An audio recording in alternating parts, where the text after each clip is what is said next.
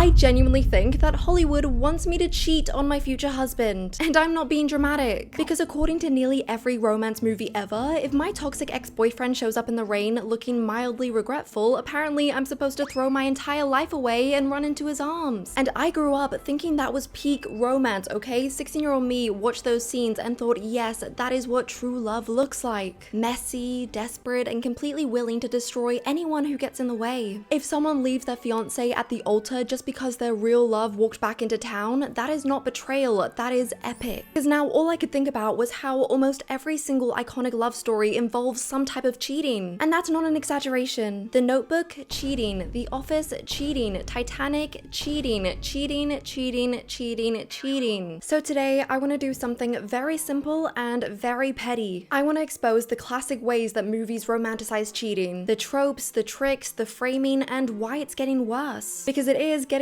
so much worse. So buckle up, because at the end of this video, we will finally get the answer of why Hollywood is so obsessed with cheating. One of the main things that annoy me is how these movies treat cheating as this super common thing. Because the only thing I've ever cheated on is a workout plan. I'll wake up thinking, okay, today is the day, and then 2 seconds later, I'm like, maybe tomorrow is better, and then tomorrow becomes next week, and then suddenly it's March. And it was only recently that I realized the reason why I kept pushing off exercising wasn't because I didn't want to get fit, it's because I was doing it alone. That's why I started using Trainwell. What I love about Trainwell is that it's not just one of those fitness apps where you're dumped on a random plan and left to fend for yourself. It's a one-on-one personal training experience with an actual real human trainer who adapts to things as you go. I'm paired with Jill, and she has me doing things I would absolutely never do if I was by myself. The first time she set up running as one of my workouts, I genuinely stared at my phone like, be serious, I cannot run to save my life. But she made sure it suited my fitness level, broke it down into manageable chunks, and boom, not only did I finish it, but I actually enjoyed it. And then later, Jill checked in to ask how it felt and then used that feedback to shape the next one. I've stopped treating the new year like a dramatic resolution and started seeing it as a reset. From now on, I'm not doom scrolling on YouTube trying to find a workout just for it to be way too advanced. I just open the app and follow what Jill sets for me. There was even a week where filming completely threw off my routines and I missed a couple of workouts. But instead of feeling guilty or behind, Jill just simply adjusted my plan. There was no shame, no drama. If something didn't work, we changed it. And I've been way more consistent this time, mainly because I no longer spend 20 minutes negotiating with myself before every workout. There's no more, okay, but what if we skip today and start tomorrow? No, I just open the app and I do it. And it actually feels sustainable this time, not just another January phase that would eventually fizzle out. The way it works is so simple. Trainwell pairs you with a trainer based on your needs. You have an onboarding call to talk through your goals and lifestyle, and then they build a personalized plan around you. Take the quiz at go.trainwell.net/MarinaMcBain to get matched with your personal trainer and start 14 days free. Thank you, Trainwell, for sponsoring today's video. The first trope I wanted to talk about is something I'm calling destiny cheating. Destiny cheating is when the cheating gets framed as basically inevitable, like these two people were always going to end up with each other, and whoever got in the way of that was never a part of the plan. The most classic example of this is The Notebook. I know,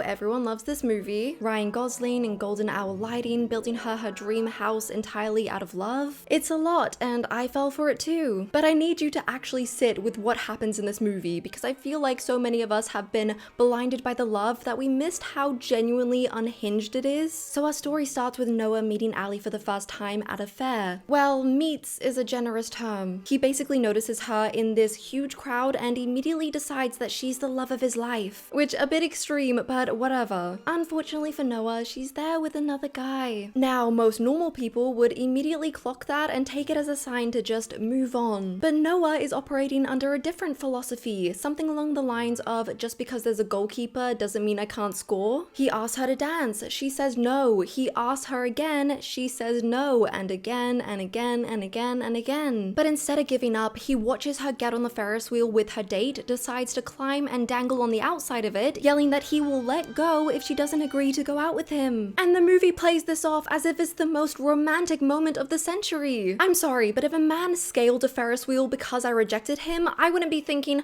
oh wow, this is fate. I'd be thinking, where are the police? And can we just acknowledge that this only works because he's Ryan Gosling? If this was literally any other man, it wouldn't be a romance movie, it would be a crime documentary. Thankfully, Noah isn't a complete psychopath, and they go on to have a really cute summer romance together, filled with boat rides, kisses in the rain, and doing the deed meet in a haunted house. How romantic. However, their love would soon be torn apart after Ali's wealthy parents didn't approve of her dating someone from a lower class. They have a big fight, Noah drives off, and they don't speak to each other for 7 years. 7 years! In that time, Ali moves on, falls in love with a man named Lon, and they end up getting engaged. What's interesting is that most movies would frame Lon as this nasty partner so that we wouldn't feel as bad for him when he eventually gets betrayed, but The Notebook doesn't do that. Lon is kind, patient, emotionally mature, and you can genuinely tell that he loves her. His only flaw is that he's not Noah. That is it. Her relationship with Noah, on the other hand, was immature and chaotic. They were constantly fighting, hating each other one day and then making out the next, a pure emotional whiplash. The movie looks at these two options, the stable, adult-loving relationship versus the absolute roller coaster, and goes,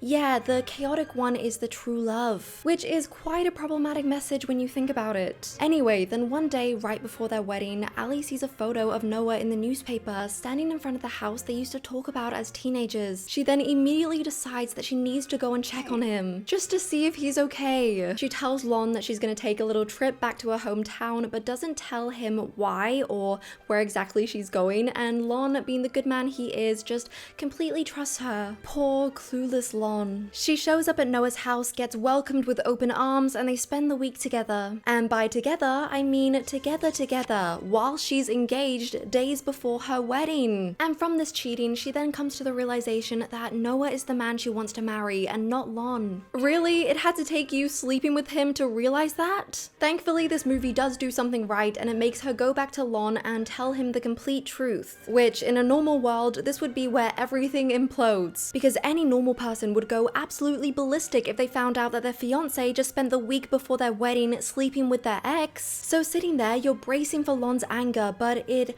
never comes. Instead, we get this. It's normal not to forget your first love. I love you, Allie. I don't want to have to convince my fiance that she should be with me.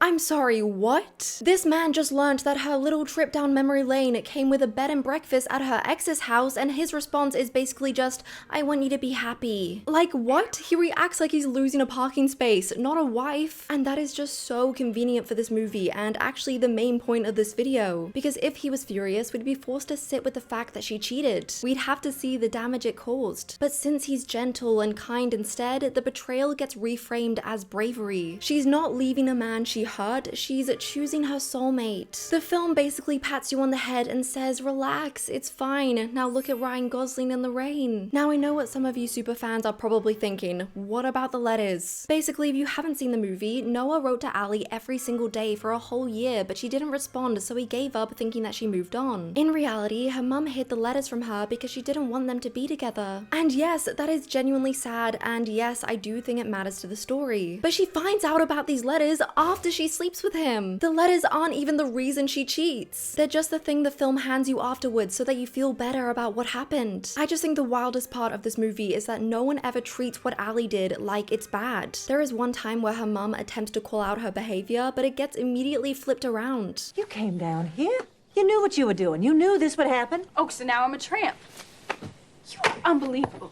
Yeah, because apparently someone pointing out the harsh truth is worse than sleeping with your ex whilst you're engaged. The audacity is genuinely impressive. I almost respect it. So that is destiny cheating. It hands you a justification, the letters, the history, the first love, and it uses it to make the cheating feel not just acceptable, but inevitable. Like the universe demanded it. And once you notice it, you see it in absolutely everything. But not all cheating in romance movies looks dramatic. Sometimes it's just a little emotional shift.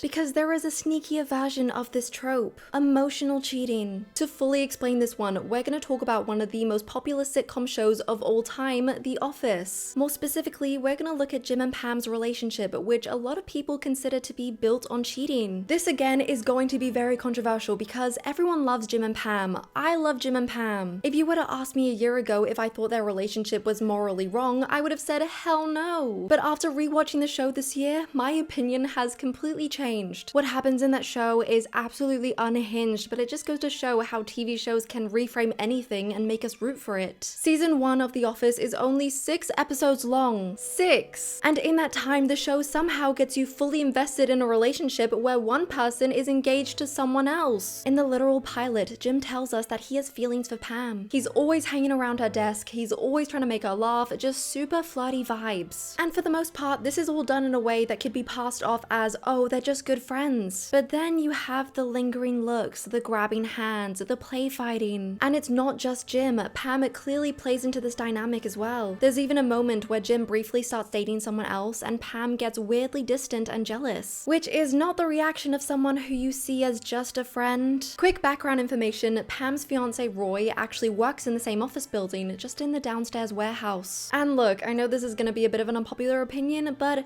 Roy is not a villain. He's not abusive, he's not cruel, he is just a really bad boyfriend. Man, I would be all over that if I wasn't dating Pam. We're not dating, we're engaged. Yeah, I never used to tell Pam how nice she looked, except if she asked. And once at our senior prom. The show frames him this way on purpose, keeping him flawed enough so that we can convince ourselves that Pam deserves better. Is he the perfect boyfriend? No, but does he deserve what's coming to him? Absolutely not. Season 2 is where things get really crazy. It opens with the Dundies, which is the Office's annual award show held at Chili's. They're all drinking, the vibe is awkward, and it looks like everyone's just having a very miserable night. Especially Pam, who gets into a fight with Roy, who then storms off and leaves, so to deal with this, she starts drinking more and more and more and more. Can you tell where this is going? In her drunken state, she kisses Jim on the lips, which is crazy. I completely forgot that this even happened. The show immediately brushes it under the rug. As the show goes on, the two of them get closer and closer, which leads them to cross a few awkward boundaries that I will never get out of my brain. Oh my god, hey, put me down. Hey! I actually can't even look at that scene, it gives me so much secondhand embarrassment. Anyway, we eventually get to the moment the whole show has been building up to, the season 2 finale. Basically, Jim pulls Pam aside and tells her he's in love with her. Not I have feelings for you, not I think we should talk, no, he tells her he loves her. Pam immediately looks like a deer in headlights, unable to process what she's just heard, but she tells him that she values their friendship more than anything in the world and immediately shuts it down. So as you can see, this was dealt with in a really mature way, with absolutely no cheating. Oh wait, no, they kissed right after. And look, I'm not gonna act like this isn't one of the most romantic moments in television history, because it absolutely is. We had 2 seasons of slow burn build-up leading up to this moment. The show made us want it so badly. But when you actually stop and think about how this is an engaged woman weeks before her wedding, it doesn't seem so romantic. Season 3 is where the show seems like it actually might confront what happened. Pam calls off her wedding with Roy but still stays with him. Jim transfers to another branch and starts dating a new character called Karen. It's very obvious that they still miss each other and want to be together, but they can't face what happened between them. So the only real consequence they face is distance from each other, and the show frames that distance as sad rather than deserved. We never actually stop and think about why they're in that situation in the first place. But things get even more complicated when Jim's new branch shuts down, sending him and his new girlfriend Karen back to Scranton. Almost immediately, Karen starts getting the Roy edit. And what I mean by that is that the show starts to make her look like a problem. Not too much, but just enough. She's a little insecure, a little tense, a little why are you still clearly in love with your coworker? Which, to be fair, is a completely reasonable question, but the show frames it like she's being difficult. Later on in the season, the guilt of what happened starts eating away at Pam, and she decides to confess the truth to Roy, which obviously doesn't go down very well. Roy is so enraged by this information that he storms into the office and physically attacks Jim. And look, I know that violence is never the answer, but I mean, can you blame him? For years, he just knew that something fishy was going on between them, and he gets proven right. And for the first time in the show, we actually see the full weight of it. It acknowledges that this was real damage done to a real person. But then guess what happens next? Roy gets fired, and we pretty much never see him again. Because it's much easier to ship Jim and Pam when the person they hurt isn't in the frame anymore. Season 4 is basically the show going congrats, you waited long enough, here's your reward. Jim and Pam are finally together. They're happy, they're cute, and they never once have a conversation about how their relationship actually started. No accountability, no reflection, nothing. And then a week after they officially started dating, Jim buys an engagement ring. A whole week. And she says yes, which is the biggest giveaway of all because you don't move that fast unless you've emotionally been there for years. Of course, The Office didn't invent emotionally cheating, but it did package it beautifully. It doesn't frame Jim and Pam as two people crossing lines, it frames them as soulmates stuck in inconvenient timing. And that's exactly how emotional affairs get justified in real life. We just couldn't help it. It was too real. It just happened. We had no control over it. The show builds an entire love story on that logic and makes it look gorgeous, so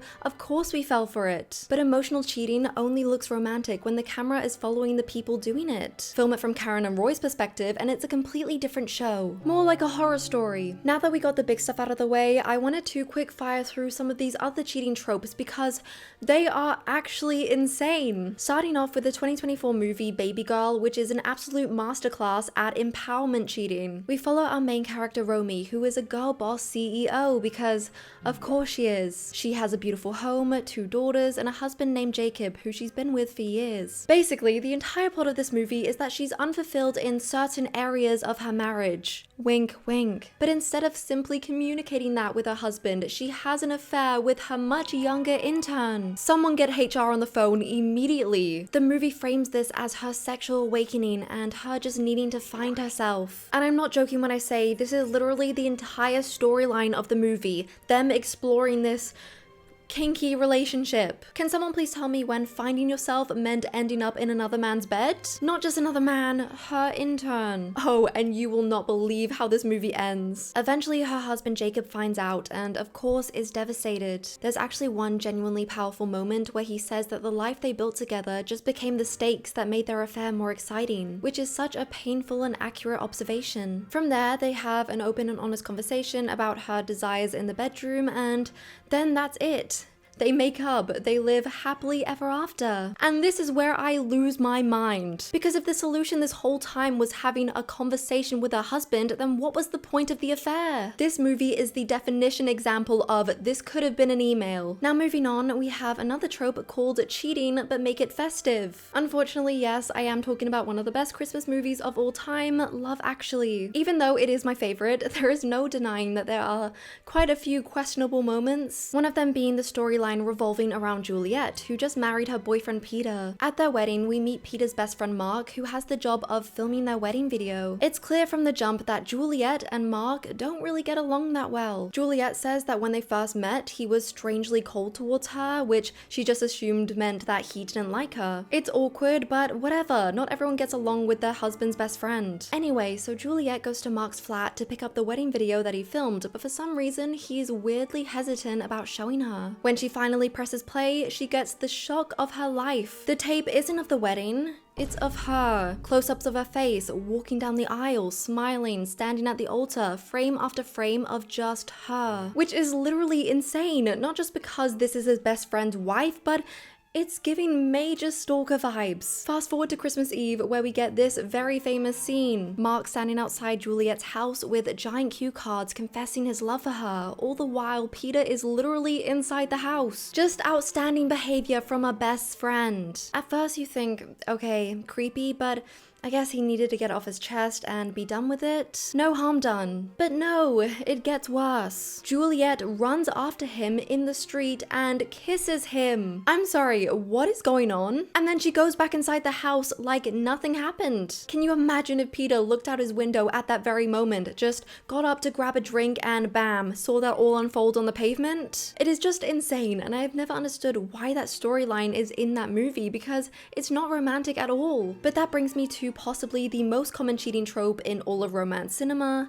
the girlfriend that doesn't count. You know exactly what I'm talking about. When the main love interest has a girlfriend but the movie clearly doesn't care. Hey, babe, just some dude, I don't know.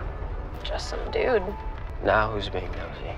People We Meet on Vacation is the perfect example of this. Poppy and Alex are best friends who have taken a trip together every single summer for the past decade. They are clearly in love with each other, but neither of them will admit it. And hovering in the background this entire time is Sarah, Alex's girlfriend. Yes, he literally has a girlfriend. And the crazy part is, she's actually really nice. Her only flaw is that she's suspicious of Alex and Poppy's friendship throughout the movie, which fair, that is completely understandable. Her boyfriend is literally going on annual holidays with a woman he is clearly in love with. In the later years, Poppy herself ends up getting into a relationship and the four of them end up going on this couple's holiday. As you can probably guess, this gets pretty awkward. During the trip, Poppy randomly has a pregnancy scare and goes to Alex for comfort instead of her boyfriend. And you will never guess how this scene ends, by the way. Actually, you probably will, based on how this video is going. Yeah, they nearly kiss, because of course they do. So then after this super intimate moment, what do you think Alex does the next morning? Break up with his girlfriend? No, he proposes to her. What is going on? Sarah of course says yes, completely unaware that her fiance almost kissed another woman a few hours ago. It is just one of the most all over the place plots I have ever seen. Eventually Alex breaks up with Sarah, finally admitting that he does have feelings for Poppy, which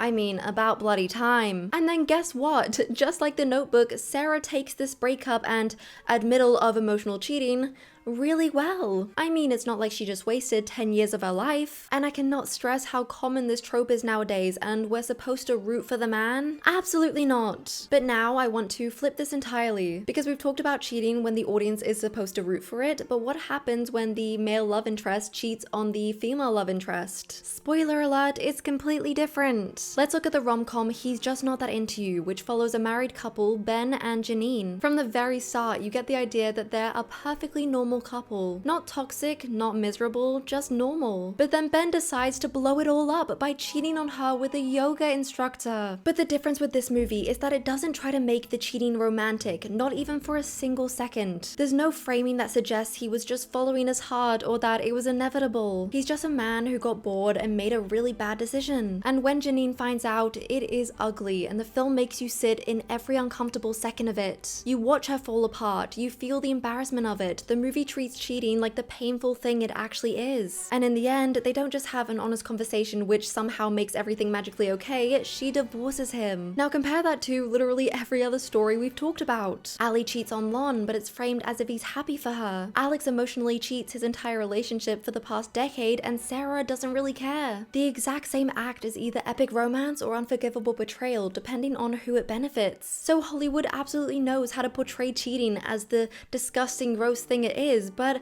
for some reason it rarely does. So the question is, why is it so common for movies to romanticize cheating? And the honest answer to this is pretty simple. Cheating makes for a good story. It creates tension without writers having to do the harder work of building a relationship that's genuinely compelling on its own. Cheating also lets stories sell the fantasy of being chosen. That's the real drug underneath almost all of these plots. The idea that someone would risk everything for you, their relationship, their reputation, their entire life just for you. And when you frame it like that, it makes sense why this trope shows up constantly in movies aimed towards women. Not because cheating itself is the fantasy, but because being wanted that badly is. But there is actually a much deeper issue here, one that most people might not actually realize. It's called cultivation theory, and it suggests that the more you're exposed to the same type of storytelling, the more it shapes what feels normal to you. So when you grow up watching film after film where true love is treated as a free pass to cheat on your perfectly fine partner, you absorb that. And I know that sounds a bit dramatic, okay? No one watches The Notebook once and immediately thinks, okay, cheating is fine now. No, it is way more subtle than that. It's that you watch The Notebook, and then you watch The Office, and then Love Actually, and then People We Meet on Vacation, and slowly your brain starts building this picture of what love is supposed to look like. If your relationship is peaceful, it must be lacking. If it's intense and chaotic, it must be right. Because these movies don't just romanticize cheating, they tell us that if he doesn't dangle off a Ferris wheel for you, then it's not not true love. And that is where it becomes a problem, because real love is also loyalty. Real love is also honesty. Real love is also a boring Tuesday when nothing happens and you still choose that person. But Hollywood isn't interested in that Tuesday love because it doesn't make for a good movie. At the end of the day, the problem isn't that movies show cheating, the problem is that it asks you to call it romance. Because these stories aren't just showing us what love looks like, they're showing us what love excuses. And I'm sorry, but I'm done letting a slow motion kiss in the rain convince me that someone's partner is just background noise. And if you're gonna build a love story on betrayal, then show us the cost. Actually let us see the consequences. Because if your greatest love story of all time only works because someone got hurt in the process, that isn't romance, that's just bad behavior with good cinematography. Let me know your opinions on this in the comments. If cheating is something that bothers you in movies, if there's one movie that sticks out to you where you couldn't get past the cheating, let me know. And if you made it this far and if you're against cheating, please comment the word loyal so I can see who the real ones are and I can like all of your comments. Don't forget to take the quiz at go.trainwell.net/MarinaMcBain to get matched with your personal trainer and start 14 days free. Please don't forget to like and subscribe. Thank you so much for watching and I will see you in the next video. Bye!